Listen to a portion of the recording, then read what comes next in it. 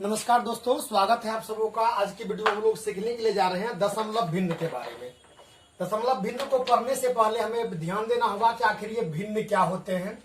तो हम सभी जानते हैं कि जब यदि किसी मान लीजिए कोई एक पूर्णांक है और दूसरा कोई पूर्णांक b है, तो यदि किसी एक पूर्णांक को किसी दूसरे पूर्णांक से जब विभाजित किया जाए तो प्राप्त परिणाम जो होता है वह दशमलव भिन्न कहलाता है। जैसे मान लीजिए लिया जाए कि अगर a में यहाँ पर अगर b से भाग दिया जाता है तो अभी यह अपने आप में एक एक भिन्न है। इस स्थिति में जो ऊपर है इसको हम लोग कहते हैं डिनोमिनेटर, इसको कहते हैं हम लोग नोमिनेटर, या फिर हिंदी में कहते हैं इसको अंश, और इसको कहते हैं डिनोमिनेटर, या फिर हिंदी में इसको कहते हैं हर। और इस तरह से कुल जो बनता है इसको कहते हैं भिन्न, या फिर अंग्रेजी में इसे कहते हैं फ्रैक्शन। फ्रैक्शन का मतलब भिन्न होता है, ये होता है। लेकिन यहाँ पर एक विशेष प्रकार की भिन्न है, नाम क्या है? दशमलव भिन्न। दशमलव भिन्न का मतलब क्या होता है? तो साधारण प्रकार से आप ध्यान रखें कि वह भिन्न जिसका हर 10 या 10 के घात के रूप का हो। अब घात क्या होता है? अब जैसे मान लीजिए क्या कि 10 लिखा हुआ है, तो 10 को आप 10 टू द पावर 1, 100 को आप 10 टू द पावर 2, या फिर 10 गुना 10 बराबर 10 का स्क्वायर। इसी प्रकार से 1000 equal to 10 to the power 3, या 10 इंटू 10 इंटू 10 बराबर 10 टू द पावर 3 ऐसे लिख सकते हैं।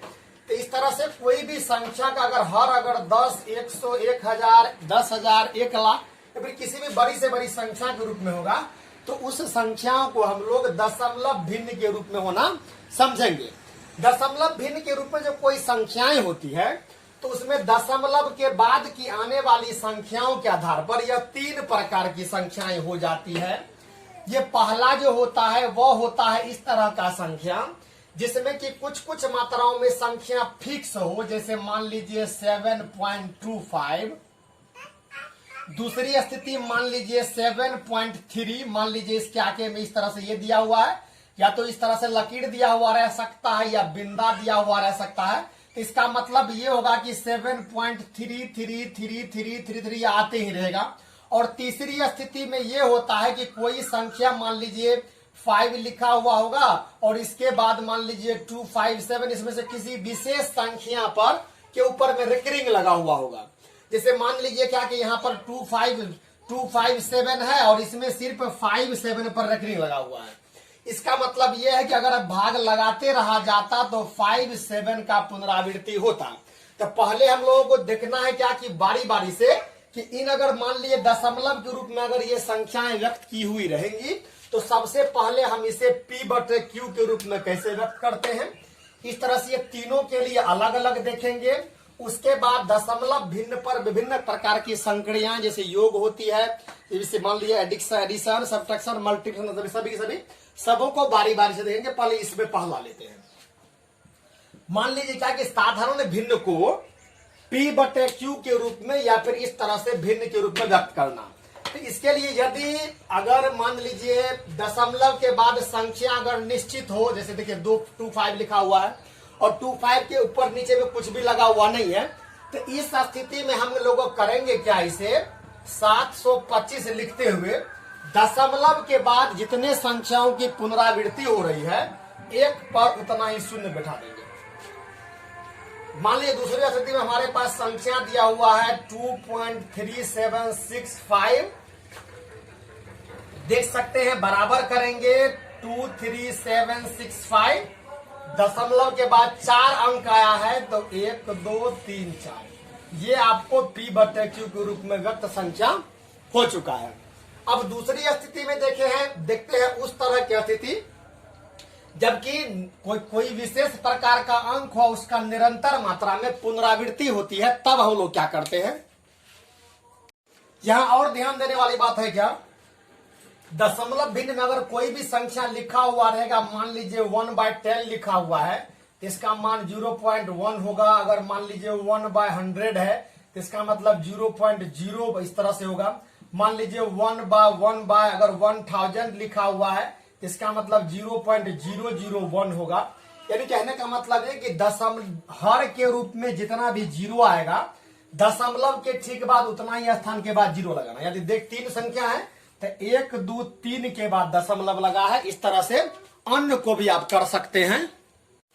दूसरी स्थिति में मान लेते हैं कोई एक संख्या इस तरह से है जिसमें कि 0.3333 ऐसे आ रहा है।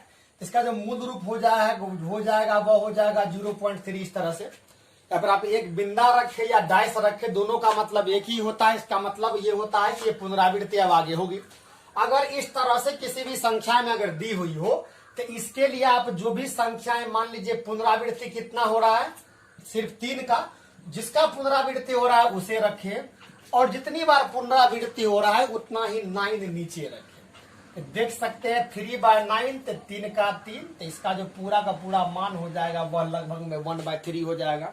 दूसरी स्थिति में मान लीजिए हमारे पास संख्या दिया हुआ है 0.27 और इस तरह से ये रेखाएं बनी हुई है। इसका जो मान हो जाएगा तो दिमाग लगा सकते हैं 27 और बटा में 99 आ जाएगा। अब ये अगर 3 से कटने वाला है देख सकते हैं यहाँ पर, तो 9 3 27 11 99, इसका जो मतलब हो जाएगा कुल मिलाकर के 3/11 हो जाएगा।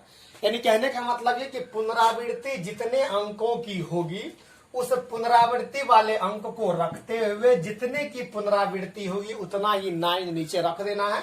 मान लीजिए 0.1237 है, इस पर ये लगा हुआ है। तो देख सकते हैं पुनरावृत्ति होने वाली संख्या अंकों की संख्या 4 है। यहाँ पर आप बराबर में 1237 लिखते हुए पुनरावृत्ति कितनी की हो रही है 4 की, तो यहाँ पर 4 9 लगाएंगे। लेकिन यहाँ पर आपको यह ध्यान रखना आवश्यक है कि जो भी संख्याएं प्राप्त होंगी वह अपने न्यूनतम रूप में होनी चाहिए। यानी कहने का मतलब ये कि इन दोनों का जो मौसो होना चाहिए वह 1 होना चाहिए, अन्यथा यह गलत हो जाएगा। अगर आप इस बात का ध्यान रखते हैं तो कोई भी संख्या होगा जिसमें कि निरंतर मात्रा में पुनरावृत्ति होगी, इस तरह के संख्याओं को आप आसानी से P/Q के रूप में व्यक्त कर पाएंगे। तीसरी स्थिति में जो आता है इस तरह का जिसमें कि किसी एक खास अंक को छोड़ करके किसी और जो शेष बचे हुए अंक होते हैं उसकी पुनरावृत्ति होते रहती है। देखते हैं उसके बारे में। अब अगले प्रकार के हिसाब में लेते हैं हम लोग। जैसे मान लीजिए यहाँ पर एक हिसाब आया है 2, मान लीजिए यानी कि यहाँ पर 0 रखिए अपन 0.257, इसको हम लोगों को दशमलव भिन्न के को साधारण भिन्न P/Q के रूप में व्यक्त करना है। तो यहाँ पर मान लीजिए 0.257 इस तरह से है और 57 के ऊपर में रिकरिंग लगा हुआ है, लकीर लगा हुआ है। इसका मतलब ये कि इसकी निरंतर मात्रा में पुनरावृत्ति होगी। इस तरह के संख्याओं को लिखने के लिए दशमलव के बाद कुल कितनी संख्याएं हैं 3, इसको ध्यान रखना है। पहले दूसरी अवस्था में ध्यान रखना है कि पुनरावृत्ति किस किस की हो रही है और किसकी पुनरावृत्ति नहीं हो रही है। देख सकते हैं यहाँ पर 57 की पुनरावृत्ति हो रही है और 2 की पुनरावृत्ति नहीं हो रही है। तो इस स्थिति में क्या करना है आपको 257 ये पूरा लिखना है और जिसकी पुनरावृत्ति नहीं हो रही है उसको माइनस करना है। देख सकते यहाँ पे कि 257 था, 57 का पुनरावृत्ति हो रहा था, इसको छोड़ दिए, 2 की पुनरावृत्ति नहीं हो रही थी, 2 को माइनस कर दिया। और यहां पर देखिए संख्याएं कितनी 3 अंकों की संख्याएं हैं, तो जितनी अंक की संख्याएं हैं 9 के साथ उतना 0 आगे संख्या पुराइए। 3 अंक की है 1 2 3 इस तरह से। अब 257 में से 2 घटाएंगे तो इसका मान हो जाएगा 255/900। अब इसको अपने साधारण रूप में अगर व्यक्त करना चाहे तो आप कर सकते हैं। मान लीजिए 180 पंचे 900 और मान लीजिए 40 और 11 51 पंचे 255। अब देख सकते हैं यहाँ पर क्या इसमें और भी कुछ आएगा तो आएगा और नहीं आएगा तो यही आपका जो भिन्न का रूप है वो हो जाएगा। दूसरी स्थिति में अगर हम एक हिसाब के तौर पर और ले, मान लीजिए हमारे पास संख्या दिया हुआ है 0.1254 और इसके ऊपर में 254 पर 54 पर रेकरिंग लगा हुआ है। तो इस स्थिति में क्या करेंगे, हम कुल मिलाकर के 1254 लिखते हुए -12 कर देंगे, और संख्या 4 है तो 9 पर 3 शून्य लगाइए। अब 1254 में से 1212 घटाएंगे तो 4 में से 2 गया और 2 हो गया, और 5 में से 1 गया 4 हो गया, 2 1 और ये 9 आ गया। अब इसको साधारण रूप में व्यक्त करके इस तरह से कर दीजिए कि पी और क्यू का जो मौसो है वह 1 के रूप में आ जाएगा। तो ये आपका हल हो चुका है। अब देखते हैं विभिन्न प्रकार से भिन्नात्मक संख्याओं के लिए कई बार जोड़ की संख्याएं होती है, घटाव की होती है, गुना की और भाग की, कुछ इसके बारे में अनुभव को भी हम लोग लेते हैं। दशमलव भिन्न के जोड़ को हल करने के लिए, चूंकि दशमलव भिन्न पर भी इस तरह से देख सकते हैं, जोड़ घटाव गुना भाग सही प्रकार की संख्याएं आदि आ सकती है। जोड़ बनाने के लिए हम लोग सबसे पहले करते हैं क्या, तो दशमलव भिन्न के दशमलव के बाद जितनी भी संख्याएं होती हैं उनको कोशिश करते हैं कि वे सभी के सभी एक सिरे में आ जाए।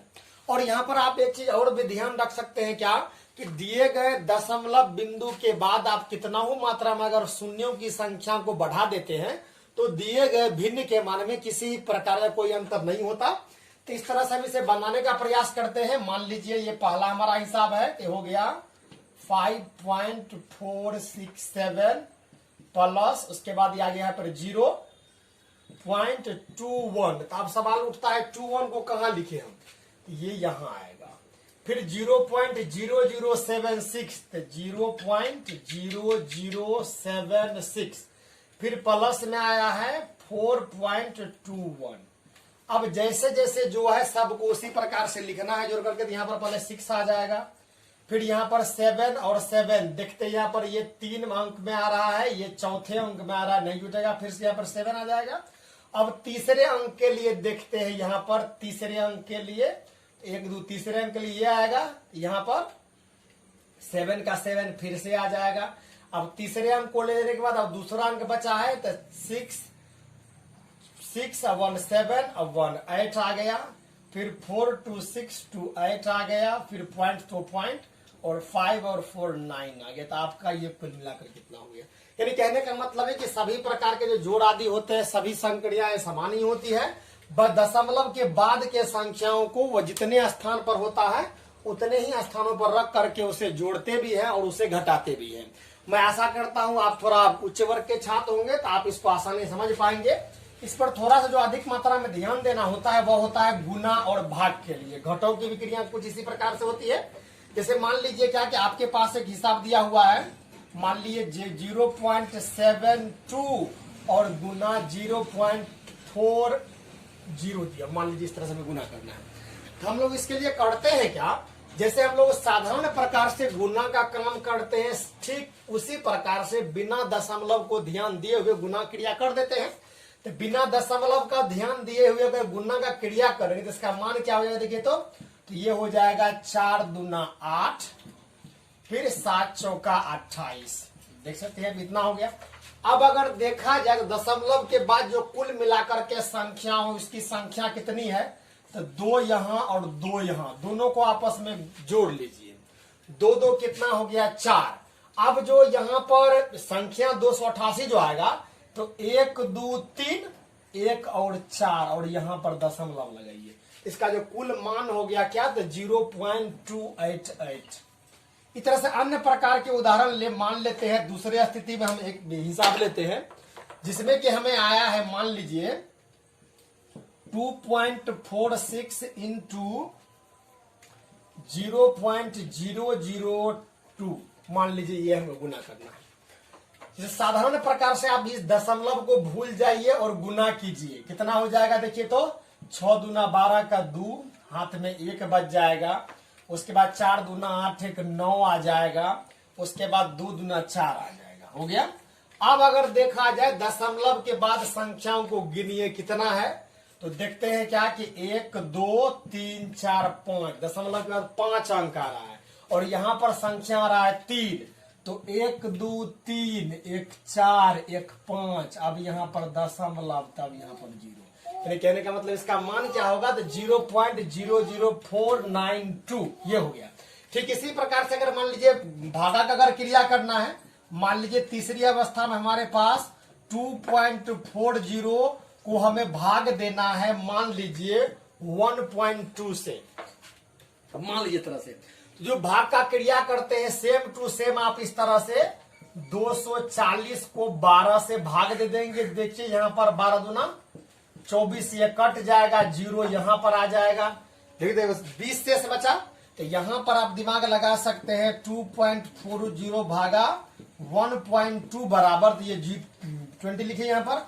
आप देखिए दशमलव के बाद कितनी संख्याएं हैं, तो यहाँ पर 1 2 और 1 3, यहाँ पर 1 2, तो यहाँ पर एक 0 बढ़ाइए और यहाँ पर भी। यानी कहने का मतलब इसका जो कुल मतलब हो गया वो कितना हो गया, तो 0.020। यहाँ पर एक चीज और ध्यान रखने वाली बात है क्या, कि जब भी आप दशमलव के बाद वाले संख्याओं को, किसी को भी छोटी छोटी या बड़ी से बड़ी संख्याओं को पढ़े, तो आप एक साथ कदापि ना पढ़े। एक साथ पढ़ने पर वो जो भी आप प्रोनाउंसिएशन करेंगे, पढ़ेंगे, वो गलती हो जाएगा। जैसे मान लीजिए क्या कि हमें अगर इन संख्याओं को पढ़ना है तो हम ऐसे नहीं कह सकते कि 5.467 या फिर 5.467, ऐसा नहीं कह सकते। हम ये कहना होगा 5.467 या फिर 5.467। देख सकते हैं हम लोग, यानी कहने का मतलब जोड़ में बस ध्यान रखना होता है, दशमलव के बाद के अंकों को घटों में भी गुना में साधारण प्रकार से गुना कीजिए, और दशमलव के बाद जो भी संख्या है सबको गिन करके उतने अंक के बाद दशमलव लगाइए, और भाग में भी कुछ इसी प्रकार से करते हैं।